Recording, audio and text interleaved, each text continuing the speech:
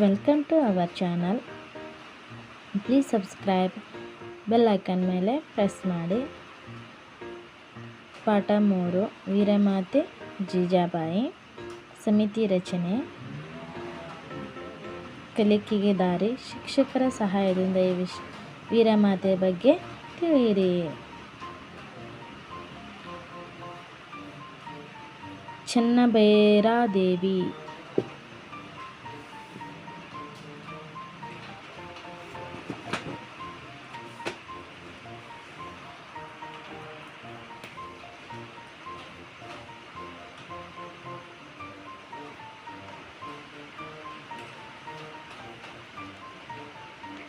ಚೆನ್ನಭೈರಾದೇವಿ, ಬೆಳವಡಿ ಮಲ್ಲಮ್ಮ, ಝಾನ್ಸಿ ರಾಣಿ ಲಕ್ಷ್ಮೀಬಾಯಿ, ಕಿತ್ತೂರು ರಾಣಿ ಚೆನ್ನಮ್ಮ, ರಾಣಿ ಅಬ್ಬಕ್ಕ, ಕೆಳದಿ ಚೆನ್ನಮ್ಮ. ಈ ಪಾಠದಲ್ಲಿ ಬರುವಂತಹ ಕಥೆಯ ಪಾತ್ರಧಾರರು. ಮಾತಾಜಿಯವರಿಗೆ ನನ್ನ ಪ್ರಣಾಮಗಳು. ಚಿಗುರು ಮೀಸೆಯ ವೀರಬಾಲಕ ನಮ್ರತೆಯಿಂದ ನುಡಿದನು. ಹುಸಿನೆಗೆ ಬೀರುತ್ತಾ ಅವನ ತಾಯಿ, ಬಾ ಕಂದ, ಇಲ್ಲಿ ಕುಳಿತುಕೋ. ಆಗಲಿ ತಾಯಿ ಎಂದು ಬಾಲಕ ಕುಳಿತುಕೊಂಡನು. ಅಮ್ಮ, ನನ್ನನ್ನು ಕರೆಸಿದ ಕಾರಣವೇನು? ನನ್ನಿಂದ ಏನಾಗಬೇಕು? ಕೇಳು ತಾಯಿ ಎಂದನು. ಬಾಲಕ, ನಾನು ಕೇಳಿದ್ದನ್ನು ಕೊಡುವೆಯಾ ಮಗನೇ ಎಂದು ತಾಯಿ ಅಭಿಮಾನದಿಂದ ನುಡಿದಳು. ಆಗಲಿ ಮಾತಾಜಿ, ಭವಾನಿ ತಾಯಿಯ ಮೇಲೆ ಆಣೆ, ನೀನು ಕೇಳಿದ್ದನ್ನು ಕೊಡುವೆ ಎಂದನು ಮಗ. ತಾಯಿ ಮನಸ್ಸಿನಲ್ಲೇ ಯೋಚಿಸುತ್ತಾ, ಕುಮಾರ ಆಡಿದ ಮಾತಿನಂತೆ ನಾನು ಕೇಳಿದ್ದನ್ನು ಕೊಡಬೇಕು ಎಂದಳು.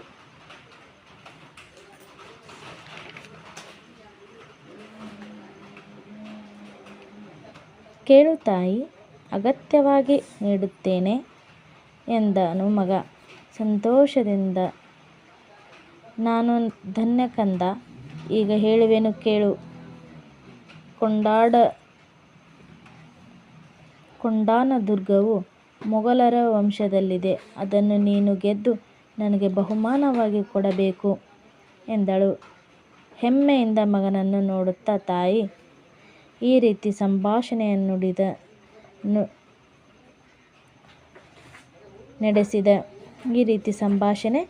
ನಡೆಸಿದ. ತಾಯಿ ಮಗ ಯಾರು ಗೊತ್ತೇ? ಇವರೇ ಭಾರತದ ಇತಿಹಾಸದಲ್ಲಿ ಶಾಶ್ವತ ಸ್ಥಾನ ಪಡೆದಿರುವ ವೀರಮಾತೆ ಜೀಜಾಬಾಯಿ ಹಾಗೂ ಅವಳ ಪುತ್ರ ಮರಾಠ ಸಾಮ್ರಾಜ್ಯದ ಉನ್ನತಿಗೆ ಕಾರಣನಾದ ಛತ್ರಪತಿ ಶಿವಾಜಿ. ಜೀಜಾಬಾಯಿ ಕ್ರಿಸ್ತಶಕ 1594ರಲ್ಲಿ ಲಖೋಜಿ ಜಾಧವರಾವ್ ಅವರ ಮಗಳಾಗಿ ಜನಿಸಿದಳು. ಕ್ರಿಸ್ತಶಕ 1603ರಲ್ಲಿ ಶಹಾಜಿಯನ್ನು ವಿವಾಹವಾದಳು. ಶಹಾಜಿಯು ಬಿಜಾಪುರದ ಆದಿಲ್ ಶಾಹಿಯಲ್ಲಿ ಉದ್ಯೋಗ ಮಾಡುತ್ತಿದ್ದನು. ಕ್ರಿಸ್ತಶಕ 1627ರಲ್ಲಿ ಶಿವನೇರಿ ದುರ್ಗದಲ್ಲಿ ಈ ದಂಪತಿಗಳ ಮಗನಾಗಿ ಶಿವಾಜಿಯು ಜನಿಸಿದನು. ಶಹಾಜಿಯು ಮಗ ಶಿವಾಜಿಯನ್ನು ಗುರುವಾದ ದಾದಾಜಿ ಕೊಂಡದೇವನಲ್ಲಿ ವಿದ್ಯಾಭ್ಯಾಸಕ್ಕಾಗಿ ಕಳುಹಿಸಿದನು. ಗುರು ದಾದಾಜಿ ಕೊಂಡದೇವನು ಶಿವಾಜಿಗೆ ಕತ್ತೆವರಿಸೆ, ಕುದುರೆ ಸವಾರಿ ಮುಂತಾದ ಯುದ್ಧ ಕಲೆಗಳನ್ನು ಕಲಿಸಿದನು. ಶಹಾಜಿ ಅನಿವಾರ್ಯವಾಗಿ ತನ್ನಿಂದ ದೂರವಾದಾಗ ಜೀಜಾಬಾಯಿ ಬಹಳ ನೊಂದುಕೊಂಡಳು. ಆದರೂ ಎದೆಗುಂದದೆ ಸ್ವತಂತ್ರವಾಗಿ ಬದುಕಲು ಪ್ರಾರಂಭಿಸಿದಳು.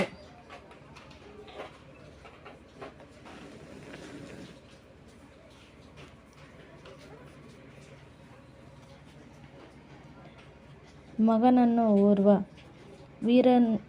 ವೀರಯೋಧನನ್ನಾಗಿ ಬೆಳೆಸುವ ಹೊಂಗನಸಿನೊಂದಿಗೆ ಪುಣೆಗೆ ಬಂದು ಅವನೊಂದಿಗೆ ನೆಲೆಸಿದಳು. ಜೀಜಾಬಾಯಿ ಚಾಣಾಕ್ಷ ಹೆಣ್ಣು ಮಗಳು. ಕೇವಲ ಓರ್ವ ಸಾಮಾನ್ಯ ಮಹಿಳೆಯಂತೆ ಬದುಕನ್ನು ಆಗುಹೋಗುಗಳನ್ನು ನೆನೆದು ದುಃಖಿಸುವ ಹೆಣ್ಣಾಗಿ ಇರಲಿಲ್ಲ. ಅಖಂಡ ಭಾರತದಲ್ಲಿ ಮೊಘಲರ ಆಳ್ವಿಕೆಯನ್ನು ಕೊನೆಗೊಳಿಸಲು ಪಣತೊಟ್ಟಳು. ಭಾರತದಾದ್ಯಂತ ಮರಾಠ ಸಾಮ್ರಾಜ್ಯದ ವಿಜಯ ಪತಾಕೆಯನ್ನು ಹಾರಿಸಬೇಕು ಎಂದು ತೀರ್ಮಾನಿಸಿದಳು.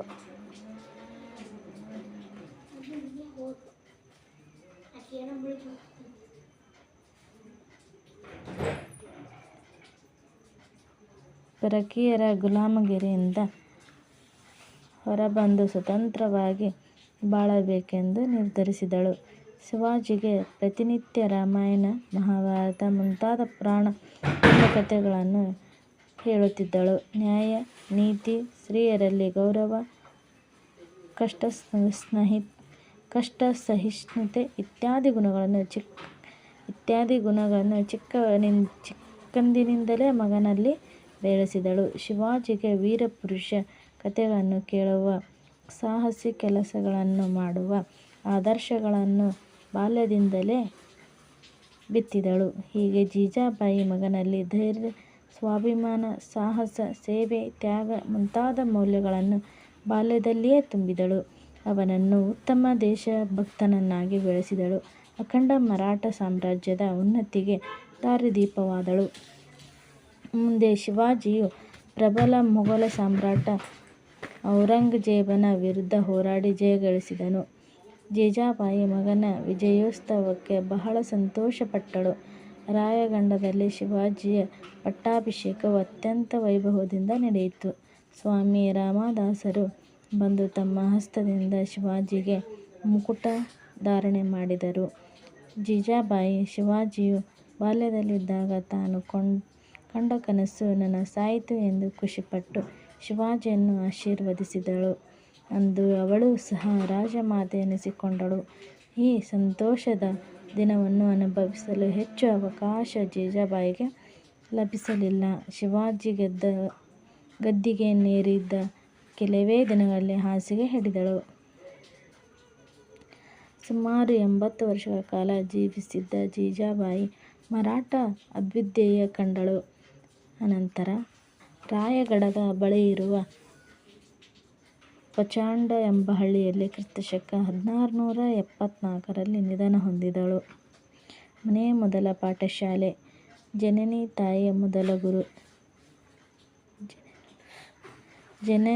ಜನನಿಯಿಂದ ಪಾಠ ಕಲಿತರೆ ಜನರೇ ಧನ್ಯರು.